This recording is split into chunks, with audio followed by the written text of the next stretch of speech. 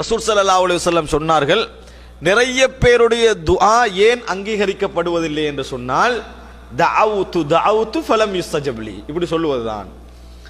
நான் பிரார்த்தித்தேன் பிரார்த்தித்தேன் பிரார்த்தித்தேன், எனக்கு பதில் கிடைக்கவில்லை. இதுதான் நிறைய பேருடைய துஆக்கள் அங்கீகரிக்கப்படாமல் இருப்பதற்கான காரணம் என ரசூலுல்லாஹி ஸல்லல்லாஹு அலைஹி வஸல்லம் அவர்களே சொன்னார்கள். தஅவுது ஃபலம் யுஸ்தஜப் லி, நம்ம சொல்லுவதில்லை, ஆனா உள்ளத்துல என்ன செய்யுது இருக்குது. நம்ம வாயால சொல்றது இல்லை, யாராவது இப்படி கொஞ்சம் இழுத்து கேட்டாங்கன்னா சொல்லிடுவோம். ஆனா ஆள் மனதில் என்ன இருக்குது, எத்தனையோ முறை கேட்ட சொன்னா குஃபுராகிருமோன்றதுக்காக சொல்லாம இருக்கிறது. ஆனா உள்மனதில் என்ன செய்யுது, எத்தனையோ முறை கேட்ட ஒன்றும் நடக்கல. இந்த மாதிரியான பதிவு தான் உங்களுடைய துஆக்கள் அங்கீகரிக்கப்படாமல் இருப்பதற்கான காரணம் என்று ரசூல் ஸல்லல்லாஹு அலைஹி வஸல்லம் சொல்கிறார்கள். அப்ப துஆவில் என்ன செய்யக்கூடாது, அவசரப்படக்கூடாது.